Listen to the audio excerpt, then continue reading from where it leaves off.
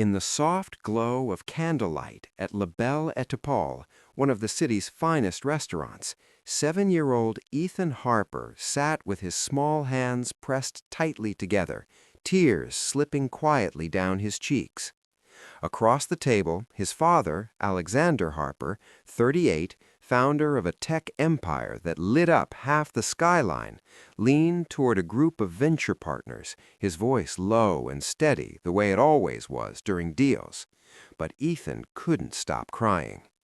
Tonight marked exactly 5 years since his mother had slipped away after a quiet, courageous battle with illness, and no one at the table had remembered.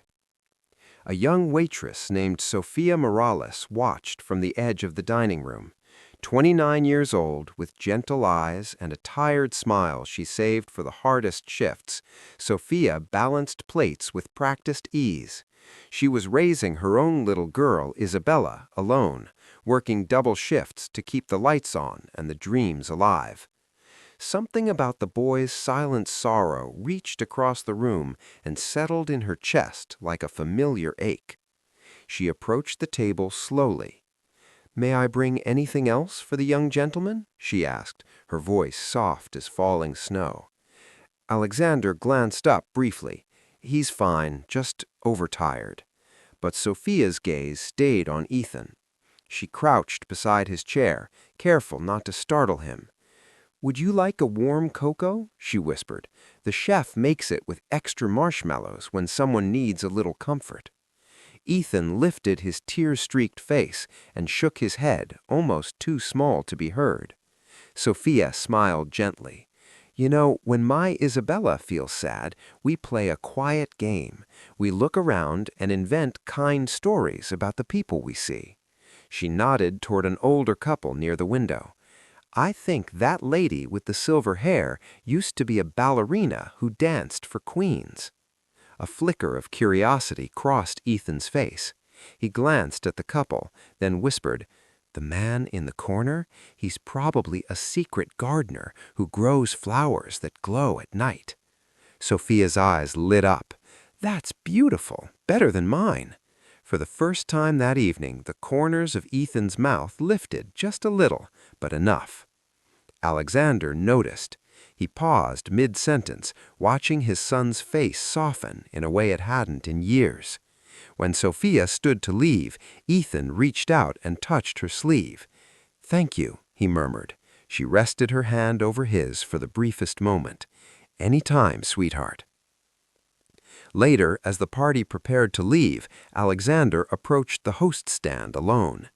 "The waitress who spoke to my son, her name?" "Sophia Morales, sir." Alexander nodded. He slid his card across the counter with a quiet instruction, then added a tip generous enough to cover months of rent. On the back of his business card, he wrote a single line in careful handwriting. "If you're open to a different kind of work, please call." Sophia found the envelope at the end of her shift. Her hands trembled as she opened it. $5,000 in a gratuity check and that card with Alexander Harper's personal number. She stood in the empty staff room, heart racing. A different kind of work. What could a man like him possibly want from someone like her? 3 days later, her phone rang while she walked Isabella to kindergarten. "Miss Morales, this is Mr. Harper's assistant. He'd like to invite you for a conversation tomorrow morning. A car will collect you at 9. Sophia almost laughed at the absurdity, but she heard herself say yes. That night, after Isabella was asleep, Sophia searched Alexander Harper's name. The articles painted a clear picture. Brilliant, private, widowed 5 years ago when his wife Claire lost her fight with cancer. Few photos showed Ethan, always in formal settings, always looking small and serious beside his father. One headline lingered: "Harper refuses nannies after security breach 2 years ago." A trusted caregiver had nearly succeeded in taking Ethan for ransom. Since then, Alexander had kept the world at arm's length. The next morning, the car delivered her to Harper Innovations, a tower of glass reaching into the clouds. In the top-floor office, Alexander stood by the window, city sprawling beneath him. Ethan sat quietly in the corner, building a tiny city out of magnetic tiles. "Thank you for coming," Alexander said, motioning to a chair. His voice was calm, but his eyes carried weight. "I watched you with my son at the restaurant," he began. "You gave him something I haven't been able to in a very long time, a moment of peace." Sophia glanced at Ethan, who pretended not to listen. "I only offered a little kindness," she said quietly. "That's exactly what he needs, not tutors or security or schedules, someone who sees him." He explained the role, not a nanny, not exactly, a companion for Ethan. Afternoons together, school pickups, quiet evenings, a presence that felt safe and steady. "And your daughter is welcome," he added quickly. "There's space, private schooling, everything she'd need." The salary he named made Sophia's breath catch, enough to change their lives forever. But she hesitated. "I have a child too," she said. "I won't trade real care for money." Alexander nodded slowly. "Then try for 3 months. If it isn't right for any of you, the financial support for Isabella remains no matter what." Ethan's small voice floated across the room. "I liked her story about the glowing flowers." Both adults turned. He met Sophia's eyes. "You didn't talk to me like I'm broken." Sophia's heart softened completely. "I'll need to speak with Isabella. This changes everything for her, too." "Of course," Alexander agreed. "Take the weekend." That Sunday evening, Sophia accepted, with conditions. They would keep their small apartment for weekends at first. There would be a gentle way out if needed.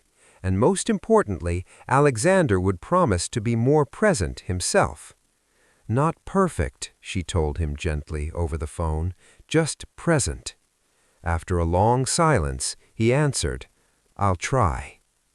A week later, the world found out. A gossip site ran photos of Sophia and Isabella arriving at the Harper estate. Headlines screamed about the billionaire's mystery woman. Paparazzi gathered outside their old apartment. Alexander sent security immediately. "You'll move in tonight," he said, voice tight with regret. "I'm sorry. This is the life I never wanted for Ethan, but it's the one we have." The estate was breathtaking, modern, quiet, overlooking the water. Yet the moment they stepped inside, Ethan appeared in pajamas, holding a warm stuffed fox. He walked straight to Isabella and offered it. "This is Finn. He helps when everything feels new and scary." Isabella took it with a grateful smile. In that small gesture, the children found each other. Days turned to weeks. Mornings grew warmer. Laughter echoed in rooms that had been silent too long. Ethan began sleeping through the night. Isabella blossomed with new friends and dance classes she'd only dreamed of. Sophia watched Alexander try, leaving meetings early, reading bedtime stories with awkward tenderness, asking questions instead of giving answers. But one night, everything almost unraveled. Ethan overheard a late conversation in the kitchen, Alexander thanking Sophia for how much the boy's life had changed, mentioning the agreement, the salary. The word paid cut through the hallway like glass. Ethan ran to his room, convinced none of it was real. Alexander found him curled in the old playroom his mother had designed. "I heard you," he whispered, tears fresh. "You're paying me to be here." Alexander sat beside him, voice low and honest. "I paid for her time at first, yes, because I didn't know how else to fix what I'd broken. But everything that's happened since, the stories, the laughter, the way you smile again, that can't be bought, Ethan. That's real." Ethan looked up. "Do you like her? For real?" Alexander exhaled slowly. "Very much." Ethan considered this. "She smiles at you like Mom used to, when you're not looking." The next morning, Alexander ended the financial arrangement, not because it had failed, but because it was no longer needed. "Sophia," he said on the terrace as dawn painted the lake gold, "stay, not because of any contract. Stay because this feels like home for all of us." She searched his face, saw the fear and hope mingled there. "And if we build something real?" she asked softly. "Then we build it slowly, for the children first, and then we see." 6 months later, they returned to La Belle Étoile, not for business, but for Ethan's 8th birthday. The same table by the window. This time, the boy who once cried in silence now leaned across to whisper a new story to Isabella about the waiter who was secretly an astronaut. Laughter rose like music. Alexander reached for Sophia's hand beneath the table, their fingers intertwined, steady and sure. Across from them, Ethan caught the moment and grinned, a full, bright smile that lit the entire room. In that smile was everything the journey had promised. Healing doesn't always come from grand gestures. Sometimes it begins with a whispered story from a kind stranger and grows quietly and faithfully into family.